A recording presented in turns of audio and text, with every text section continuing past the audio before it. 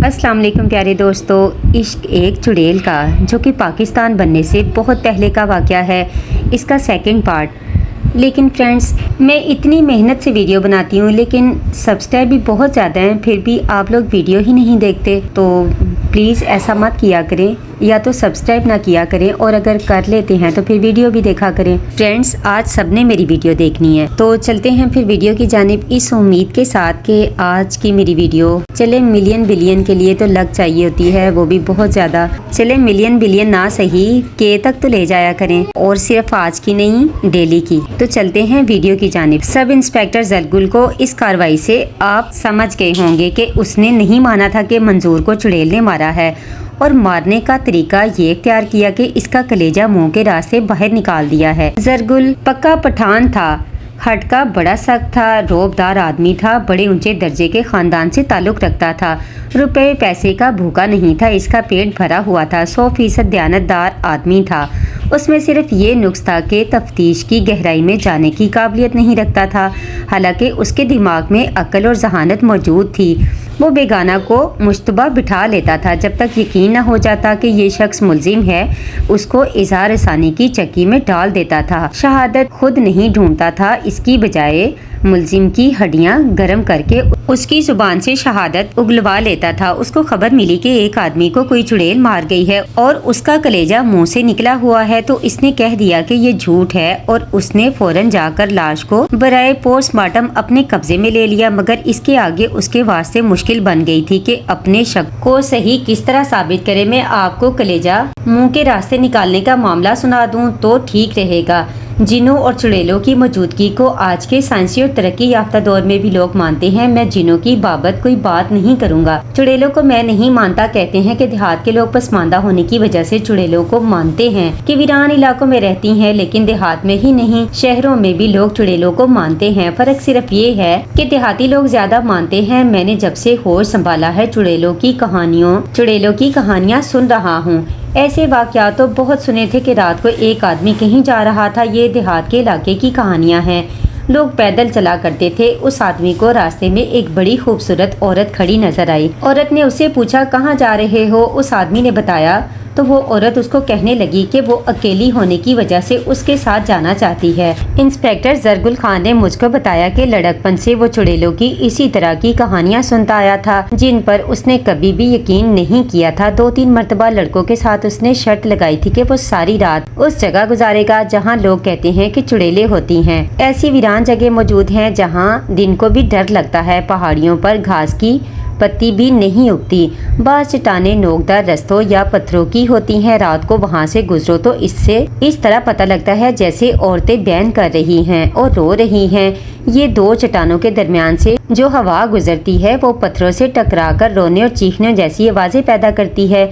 जरगुल ने ऐसे बहुत से वाक़यात सुनाए। पोस्टमार्टम रिपोर्ट देर से आई थी क्योंकि सिविल अस्पताल कस्बे में था। मैंने उससे पूछा कि वो मौका वारदात पर, यानी उस जगह जहां मंजूर हुसैन मरा हुआ पाया गया था, बराए मुआयना गया था, वहां खुरों की मौजूदगी लाजमी थी। जरगुल ने मुझको बताया कि वो इस वजह से वहां नहीं गया था, उसको पता लग गया था कि सारे गाँव की आबादी वहाँ इकट्ठी हो गई थी।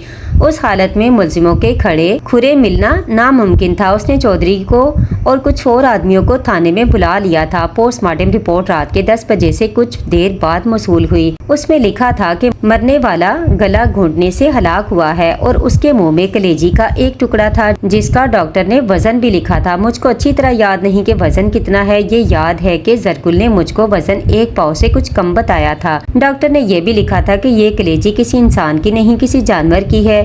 ये तस्दीक कराने के लिए कि ये कलेजी मकतूल की नहीं या किसी इंसान की नहीं, कलेजी का पार्सल बनाकर लाहौर बराए मुआयना माहिरीन भेज दी गई। जरगुल ने डॉक्टर से जो बात मालूम करनी थी वो भी पोस्टमार्टम रिपोर्ट में मौजूद थी।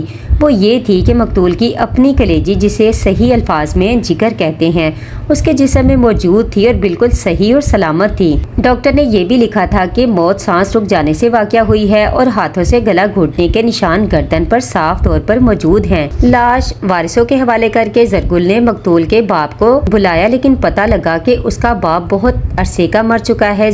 ضرورت اس کے کسی خون کے رشتہ دار کی تھی جو مقتول کے گھریلو اور ذاتی معاملات صحیح طور پر بتا سکتا۔ صبح تک تھانے میں رونق لگی ہوئی تھی۔ مقتول کی ماں کی طرف سے FIR زیر دفعہ 302 تحریر ہوئی جو زرگل نے مجھ کو دکھائی۔ میں نے نوٹ کیا کہ FIR کچھ کمزور لکھی ہوئی تھی۔ میں آپ کو زرگل نے سب سے پہلے مقتول کے بزرگوں مثلاً چچا، تایا، ماموں وغیرہ سے معلوم کیا تھا کہ ان کی یہ منظور کی خاندانی یا ذاتی دشمنی کسی کے ساتھ تھی۔ سب نے کہا تھا کہ اتنی سخت دشمنی نہ خاندان کے کسی کے ساتھ تھی نہ مقتول کی ماں کا بیان بھی ایسا ہی تھا۔ ماں تو مانتی ہی نہیں تھی کہ اس کے بیٹے کو کسی انسان نے قتل کیا ہے۔ وہ کہتی تھی کہ اس کا بیٹا اتنا خوبصورت جوان تھا کہ کوئی چڑیل اس پر عاشق ہو گئی تھی اور کسی دوسری چڑیل نے اس کو مار ڈالا۔ زرگل نے اس کو اچھی طرح سمجھایا کہ اس کے بیٹے کے منہ میں بھیڑیا بکری کی کلیجی کا ٹکڑا دیا گیا تھا، لیکن یہ عورت نہیں مانتی تھی۔ زرگل کے ایک سوال کا جواب دیتے ہوئے ماں نے بتایا کہ اپنی بیوی کے ساتھ مقتول کی زندگی بہت اچھی اور پیار اور محبت سے گزر رہی تھی۔ مقتول کے چال چلن کی بابت معلومات ضروری تھی۔ اس کی ماں نے تو یہی کہنا تھا کہ اس کا بیٹا پکا مومن تھا۔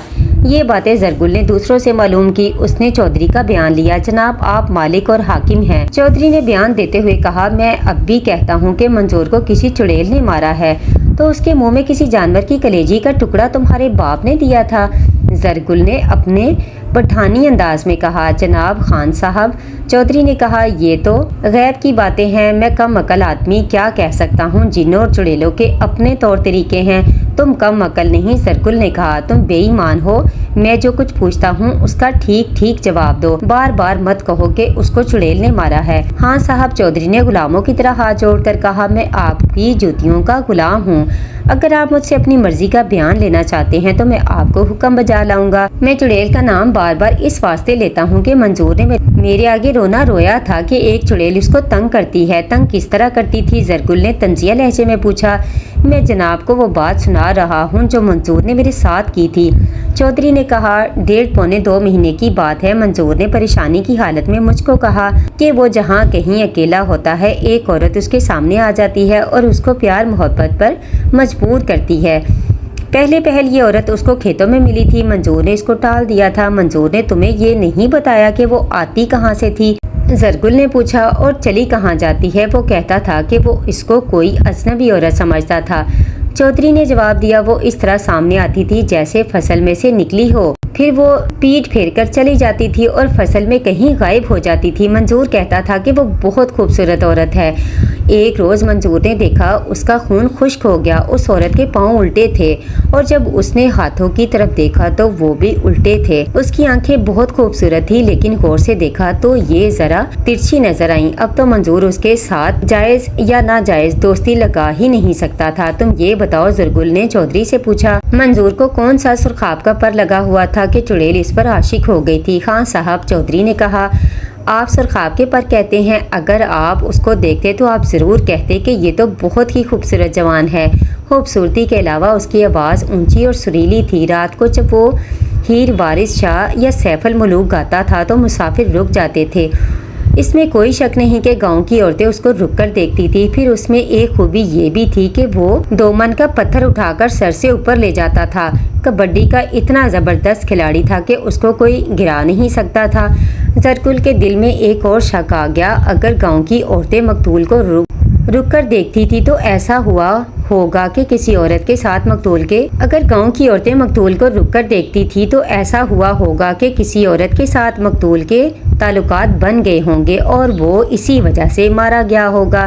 یہ بات زرگل نے بعد میں معلوم کرنا تھی۔ پہلے اس نے چودھری کا بیان لینا تھا۔ اس نے چودھری کو کہا کہ وہ اپنا بیان جاری رکھے۔ پھر خان صاحب ایسے ہوا، چودھری نے کہا کہ فصل کٹ کر کھلیانوں میں آ گئی، اس کے خشک ہونے میں ابھی دن لگنے تھے۔ لوگ اپنا ایک ایک آدمی